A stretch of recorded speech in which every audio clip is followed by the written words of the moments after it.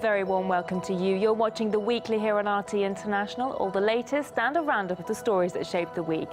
Now we start this hour in the US, where a scandal surrounding alleged meddling in an Alabama state election campaign continues to unfold. What's being called a small experiment by a pro-Democrat cyber group that faked Russian bots is now suspected to be a planned effort to influence the vote.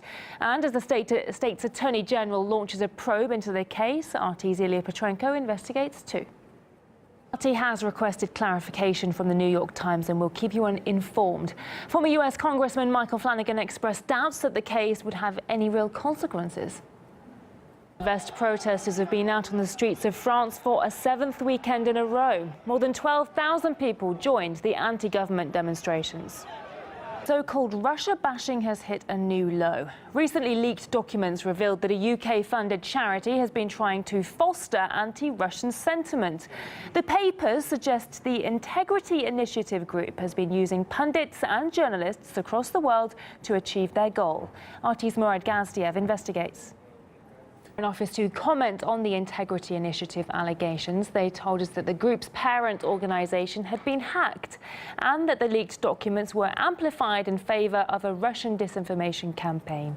Chair in Politics Piers Robinson, who's been investigating the papers, told us why he thinks the UK government has taken such an interest in the Russian media. The Trump administration is proposing changes to the Freedom of Information Act, which could make it harder for the public to access sensitive records out of the public domain. Activists have voiced their outrage at the move.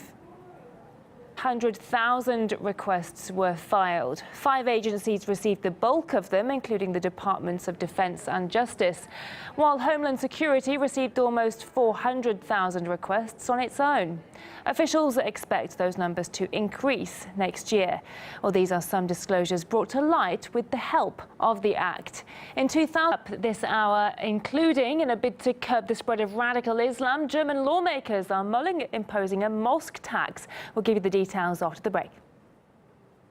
Britain's defence minister voiced deep concerns about a possible spying threat from Chinese tech giant Huawei on Thursday. This comes amid a confrontation between the company and the UK's closest ally, the United States, as Washington has reportedly been pressuring allies to bar the firm. Polly Boyko digs deeper into the story. The political analyst we spoke to believes that the Kurdish crisis can only be resolved with open dialogue. All of our stories, so do get in touch by following us on social media and join us again at the top of the hour for the latest.